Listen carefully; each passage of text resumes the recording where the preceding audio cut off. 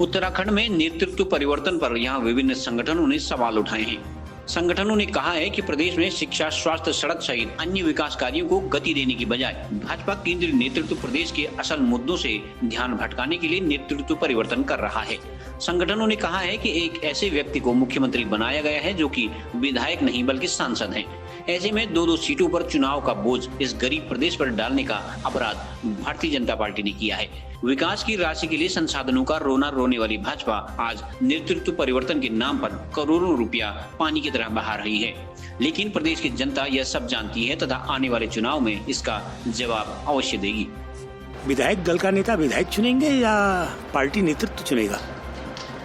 ये तो संविधान के संग बहुत बड़ा मजाक ये पार्टियां करती हैं। दूसरा, 4 साल तक एक आदमी ठीक नहीं, बहुत ठीक था, हर कदम पर ठीक था, वो कुछ भी कर रहा था सब नज़रअंदाज हो रहा था और उसको आगे बढ़ाया जा रहा था।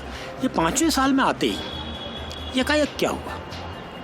5वें साल में आते ही एकाएक क्या हुआ? 3 तारीख को उत्तराखंड में शराब के ठेके पड़ते हैं और 9 तारीख को आपका मुख्यमंत्री बदल जाता है। बहुत सारे सवाल हैं, हम बहुत सारे सवालों में नहीं जाते।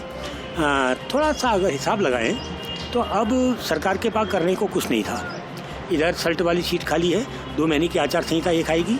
उसके बाद क्या कहते हैं, आज ये पार्लियामेंट की पौड़ी विधान लोकसभा खाली हो चुकी है, उसमें 2 महीने की आचार संहिता वो खाएगी। उसके बाद एक आदमी अपनी सीट छोड़ेगा, जो पौड़ी में लड़ेगा उसकी सीट खाली होगी। हो सकता है सतपाल महाराज को पौड़ी से लड़ाएं तो सतपाल महाराज की विधानसभा खाली होगी और 2 महीने का आचार संहिता वहाँ रहेगी। यानी 6 महीने की आचार संहिता इस पूरे दौर में हम देखेंगे।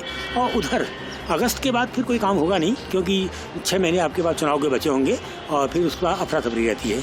तो बीजेपी जानती थी कि त्रिवेंद्र के रहते हुए अगर हम चुनाव लड़ते हैं तो हम 5 या 6 सीटों में सिमट जाएंगे। तो ये बड़ी हार से बचने के लिए इन्होंने एक उपाय किया है, त्रिवेंद्र की जगह तिरदा की जगह तिरदा को लाए। कुछ नहीं, ये जो मुख्यमंत्री चेंज परिवर्तन हुआ है ये केवल मात्र बीजेपी का चुनावी स्टंट है। ये अब एक ऐसा चेहरा तलाश रहे हैं जिस चेहरे को आगे करके ये चुनाव जीत सकें 2022 का। जबकि 2022 का चुनाव जीतने के लिए आपको काम करने थे। इसका मतलब 4 साल आपने उत्तराखंड की जनता को बेवकूफ़ बनाया और चुनावी वर्ष में अब जब चुनाव आने वाले हैं उस समय आप चेहरा बदलकर फिर कोई मुखौटा सामने करके आप चुनाव लड़ने की तैयारी कर रहे हैं। जबकि चुनाव आपके जो किए गए काम हैं उन पर लड़ना चाहिए। यहाँ पर जिला मुख्यालय की स्थिति देख लीजिए, स्वास्थ्य, पानी, बिजली और जो भी यहाँ पर शिक्षा के हाल हैं ये बदहाल हैं। 20 साल उत्तराखंड बने हो गए हैं और सारी मूलभूत आवश्यकताएं जो थी वो जस की तस हैं। स्वास्थ्य के अभाव में लोग मर रहे हैं।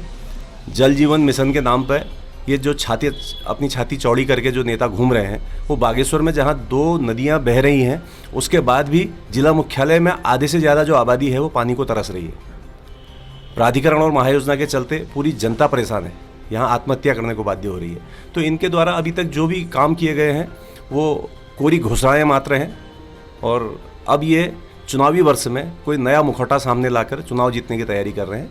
ये मात्र एक चुनावी स्टंट है, जबकि आपके द्वारा किए गए काम ही आपको चुनाव की बेहतरनी जो है वो पार लगा सकते थे। लेकिन आपने इसका मतलब 4 साल कुछ नहीं किया और लास्ट चुनावी वर्ष में आप चेहरा बदलकर चुनाव में जाने की तैयारी कर रहे हैं। देखिए, ये हम उत्तराखंड वासियों का दुर्भाग्य है कि 20 साल में हमें 12वें मुख्यमंत्री देखने को मिलने वाले हैं। हम देखते हैं इन 20 सालों में जो है हमारी स्वास्थ्य की अस्पताल के हाल हैं, स्कूलों के हाल हैं, वो धीरे धीरे मतलब उनके हाल ख़राब होते जा रहे हैं।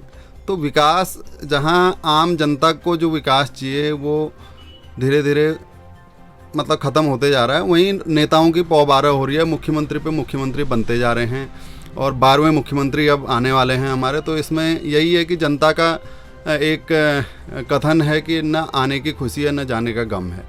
दुर्भाग्य हम लोगों का। पिछले 20 साल में हम तो देखते आ रहे हैं ना, सरकारें बदलते रह रही हैं, मुख्यमंत्री बदलते रह रहे हैं, लेकिन जो जनता की जो मूलभूत आवश्यकता की चीज़ें हैं, अस्पताल हैं, पहले अगर 20 साल पहले हम अपने अस्पताल को देखते थे तो लोगों का इलाज तब भी ठीक ठाक हो जाता था। आज धीरे धीरे क्या है, लोगों को प्राइवेट अस्पतालों के शरण में जाना पड़ रहा है। कल ही एक घटना हुई है, परसों 2 दिन पहले, जो एक ऑपरेशन में एक मरीज़ की मौत हुई है।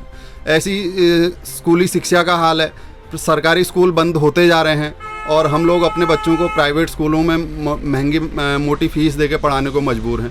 तो नलों में पानी नहीं आ रहा है। मतलब जो आम जनता की मूलभूत समस्याएं हैं वो जस की तस हैं और बढ़ते जा रही हैं, लेकिन सरकार बदलते जा रही है। सरकार के मंत्री बढ़ते जा रहे हैं, जो पोर्टफोलियो है वो बढ़ते जा रहा है, तो आम जनता को उसका कोई फ़ायदा नहीं हो रहा है कि वो ऐसा तमाशा उनको करने की क्यों ज़रूरत पड़ गई। जब वो ऐसे निकम्मे थे तो उनको ऐसे निकम्मे आदमी को बनाया क्यों किया।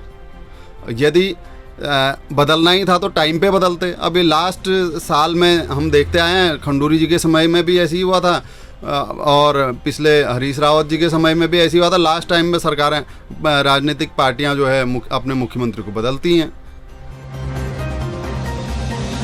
न्यूज़ के लिए ब्यूरो रिपोर्ट बागेश्वर।